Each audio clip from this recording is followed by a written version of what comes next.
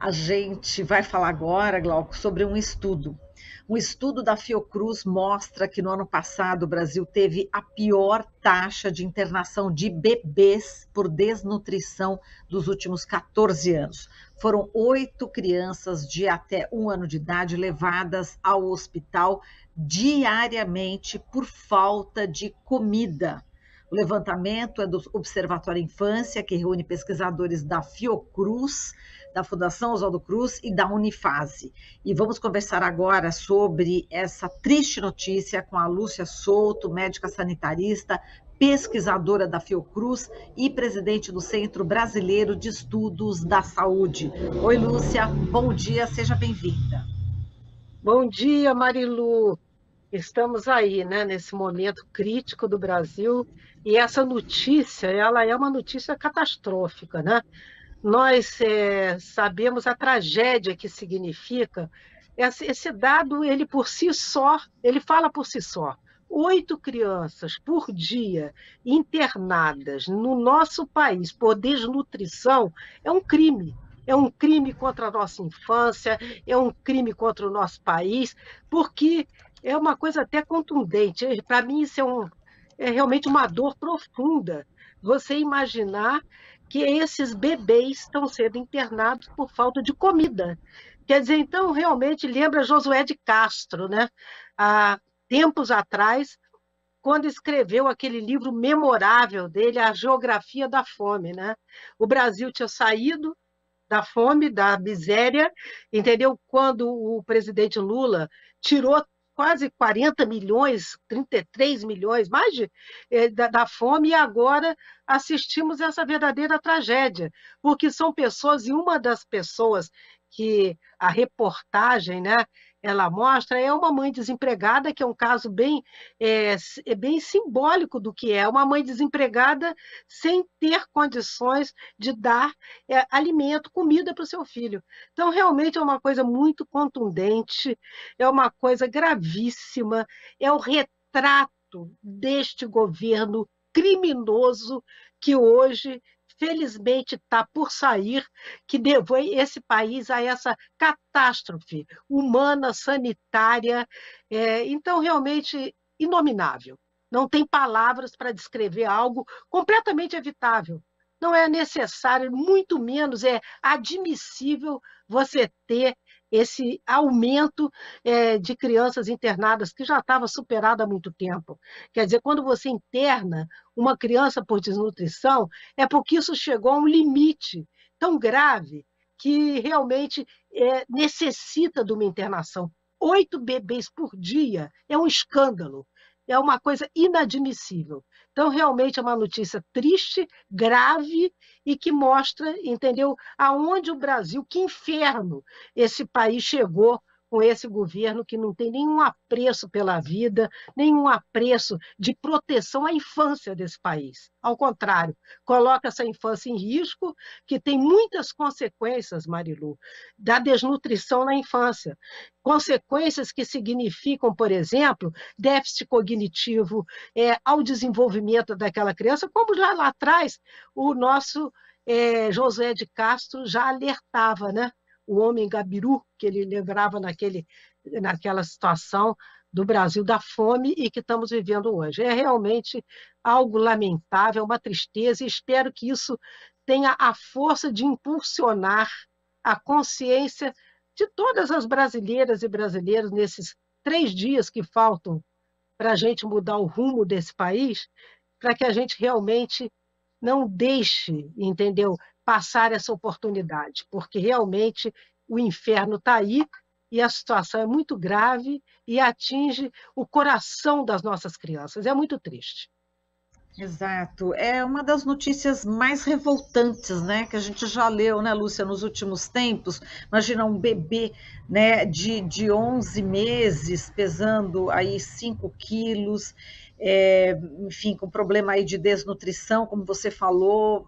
A gente leu também uma reportagem mostrando, né, uma faxineira desempregada, inclusive, enfim, falta emprego. Tem a ver com políticas públicas, né, Lúcia? A gente está falando aqui de uma faxineira que estava desempregada, não é? E a gente está falando de fome, ou seja, essa faxineira teve ajuda, né? Depois teve ajuda para poder se alimentar, enfim, o seu bebê. Agora, faltam políticas públicas que deem conta dessa situação, não é isso, Lúcia? Exatamente, Marilu. Inclusive para nós, sanitaristas, da área da saúde pública, que construímos essa e conquistamos a saúde como direito na Constituição de 88, né, no artigo 196, eu vou lembrar uma coisa, para nós, a saúde, o processo da saúde e da doença, ele é um processo que a gente chama a determinação social do processo de saúde e doença. Portanto, ela está ligada a emprego, está ligada à moradia, está ligada à alimentação, está ligada a condições de vida, de uma maneira geral. Uma sociedade, para produzir saúde, proteger a vida da sua população, precisa ter todos esses determinantes sociais. Aliás, o artigo 196 da Constituição diz isso, que a saúde é direito de todos, dever do Estado, a ser proporcionada por políticas públicas, econômicas, sociais, para garantir a vida e a proteção da saúde do berço à morte. Quer dizer, então, isso é algo que já nós temos, todo o instrumental para lidar com isso. Essa notícia para mim, assim, até comovedora, porque realmente você vê, como você descreveu, 8 bebês por uma mãe desempregada que não consegue alimentar seu filho, é realmente aviltante, revoltante. Então, a que ponto chegamos, né, Marilu? A que ponto chegamos com todo um país que tem a exportação de carne absurda para o mundo inteiro e não alimenta suas crianças de uma maneira adequada? É realmente uma situação inadmissível. Exato, vou dar aqui mais dados da pesquisa, né, para a gente até poder aprofundar um pouco mais, Lúcia. A gente está trazendo números, mas lembrando que esses números, na realidade, são as crianças, são os bebês. Então, está aqui a pesquisa em números absolutos: 2.939 crianças de até 1 ano precisaram de internação no ano passado, o que representa uma taxa de 113 internações por 100 mil nascimentos, quase 11% a mais, né, do registrado em 2008, que foi o primeiro ano justamente que foi analisado pela pesquisa, e de janeiro a agosto deste ano, o número de internações aumentou 7%. Por dia, são quase aí, praticamente, como a gente já falou, 8, 9 crianças que precisam ser levadas para o hospital, enfim, por falta de alimentos. Agora, a situação é mais grave ainda, de acordo com a pesquisa, na região nordeste do país, né, onde o número de hospitalizações está 51% maior do que a taxa nacional. Realmente bastante preocupante, e não só o Nordeste, nas capitais, né, aqui tem os bolsões de pobreza no Rio de Janeiro, São Paulo, Brasília, Belo Horizonte, onde também essa situação se verifica. Então, quer dizer, não é também o grave problema maior no Nordeste, mas também nas periferias das cidades aqui no Brasil. É gravíssima essa situação. Vamos comentar também sobre essas regiões, né, querida Lúcia? Olha, Marilu, isso aí é a expressão dessa gravíssima situação de desigualdade do Brasil, né? O Brasil tem uma situação de desigualdade abissal, indecente. Quer dizer, eu acho que é um dos países mais desiguais do mundo. E isso conduz uma parcela gigantesca da população a uma condição de impossibilidade de sobreviver. Quer dizer, essas pessoas estão no seu limite de estratégias de sobrevivência. Uma mãe desempregada, quer dizer, esses bolsões de miséria que você se refere, não só o Nordeste, mas nas periferias nossas, aqui no Rio de Janeiro, São Paulo, essa situação também está presente. A desnutrição infantil de bebês, ela também está atingindo, e a pesquisa mostra isso. Isso é um sinal de alerta, né? É uma epidemia, começa a gente a ter a informação baseada em estudos e informações de que não podemos ficar parados, entendeu? Há um grave problema de saúde pública, esse problema precisa ser enfrentado com energia e nós temos todo o instrumental para enfrentá-lo, com políticas públicas potentes de segurança alimentar para dar comida para as pessoas que precisam comer. É uma coisa tão simples e tão básica quanto essa. Então, essa que é a questão que está trazendo essa pesquisa, esse alerta monumental de que o Brasil está vivendo uma gravíssima situação que afeta a vida de nossas crianças. E nós precisamos dizer, isso é inadmissível.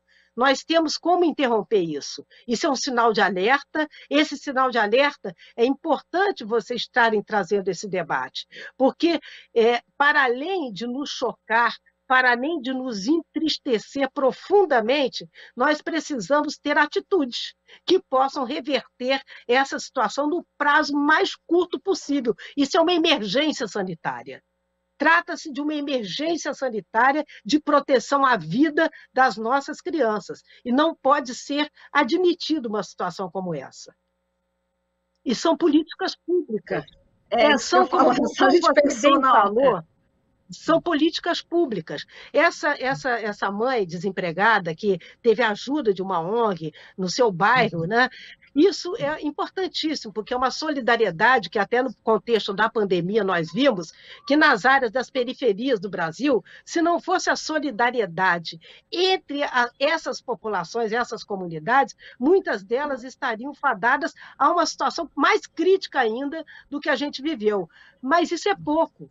O que dá conta disso são políticas públicas potentes, identificando essas populações que estão nesse risco e nessa situação de vulnerabilidade, para que a gente possa ter atitudes emergenciais. Isso não pode ser uma coisa aguardada. Então, é um alerta, inclusive para gestores estaduais, municipais, para que a gente possa ainda, nesse fim de festa horripilante que nós estamos vendo, tomar atitudes emergenciais que possam minimizar o dano que a gente já está assistindo à nossa infância nesse momento da desnutrição. É uma coisa realmente chocante.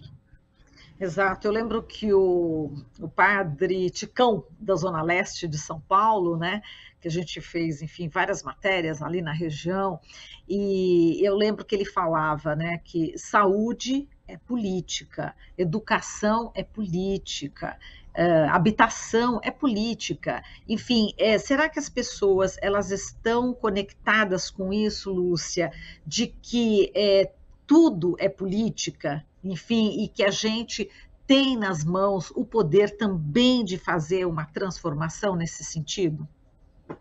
Olha, Marilu, eu tenho a impressão que cada vez mais eu estou sentindo nesse momento, na vida pública brasileira, uma grande mobilização da sociedade.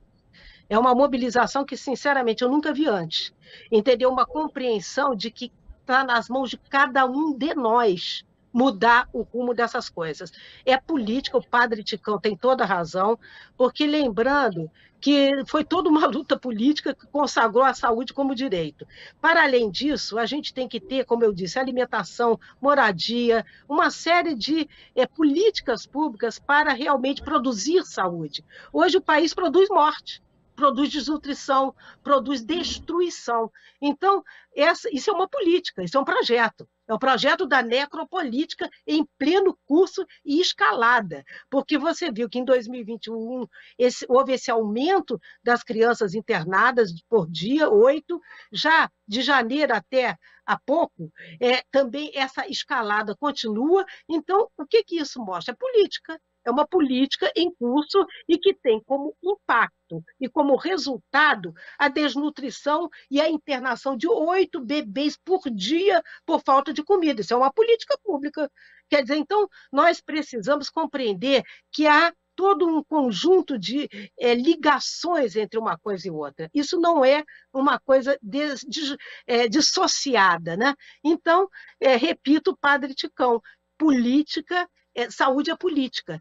E nós até temos um lema na saúde, que saúde é democracia é saúde, porque esse autoritarismo que está aí, e graças à Fiocruz, essa pesquisa veio à tona e se tornou visível, essas informações, porque, para além de tudo, o Ministério da Saúde hoje tem um apagão de dados. Nós não conseguimos nem sequer compreender qual é a situação real de saúde da população brasileira. Portanto, esse autoritarismo, essa truculência, a brutalidade desse governo, ela, inclusive, impede, e se não fossem instituições públicas como a nossa, Fiocruz, a gente teria até poucas condições de compreender que isso está acontecendo. Então, é importante trazer à visibilidade essas informações, porque é parte desse Brasil destrutivo que nós estamos tendo que enfrentar. Isso é uma responsabilidade mesmo, Marilu, de cada uma de nós, de cada um de nós. Isso realmente está tomando conta de todo mundo, há uma grande mobilização, isso realmente eu acho, está caindo a ficha.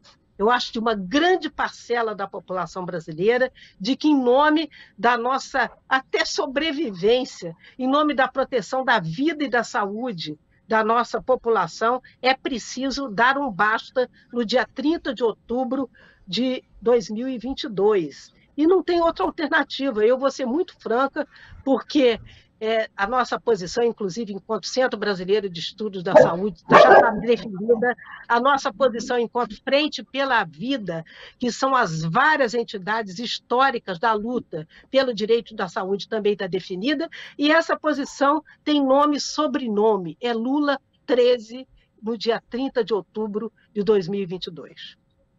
Eu ia falar exatamente sobre essa nota, né, que vocês acabaram de lançar, Frente pela Vida, do qual o SEBS faz parte, pela vida, pela democracia, pelo SUS, pela paz, né? E vocês estão se posicionando, inclusive, por um fato recente que eu prefiro que você fale. Esse fato recente, felizmente, acabou com essa figura grotesca, que é o Roberto Jefferson preso, né? Mas um verdadeiro assinte, tudo aquilo uma grande provocação que ainda está em curso para tentar melar o processo eleitoral. Quer dizer, isso foi o primeiro episódio de uma operação eleição que está em curso para tentar melar. Mas o Brasil está se demonstrando mais forte do que essas tentativas. A nossa nota, ela coloca um repúdio veemente a essa violência, um homem preso em prisão domiciliar, com uma série de armas, que inclusive são de posse das Forças Armadas. Como é que ele tem essas armas todas? Quer dizer, então, uma verdadeira provocação, e a gente se sentiu na responsabilidade de manifestar o nosso repúdio. Eu estou vendo aqui, prestando a solidariedade, né, a agente Karina Oliveira e também ao delegado Marcelo Vilela, que foram feridos nessa ação, né? Os policiais foram feridos. Exatamente, a gente fez questão de manifestar a nossa solidariedade aos dois policiais, a Karina e o Marcelo, porque realmente mostra a que ponto se chega, né? Se fosse, muita gente logo depois ficou tão perplexo, né? Se fosse numa das periferias do nosso país, esse ser repulsivo teria sido morto, como são pessoas pretas, pobres, das periferias do nosso país. E, no entanto, a gente sabe a quem ele serve, né? Sabe qual é a articulação, e ele é parte deste projeto, deste presidente, que hoje ocupa essa cadeira no Brasil, né? De realmente essa truculência, essa coisa das armas. Eles são, na verdade, verdadeiros marionetes do lobby da indústria de armamentos no mundo e oferecem a todos essa insegurança e essa violência. E nós vamos repudiar isso, Marilu. Exato. E um outro ponto, só para a gente terminar, que a gente está no último minutinho aqui, Lúcia, é sobre a solidariedade à ministra Carmen Lúcia, né, que foi também fortemente atacada, né, por esse parlamentar.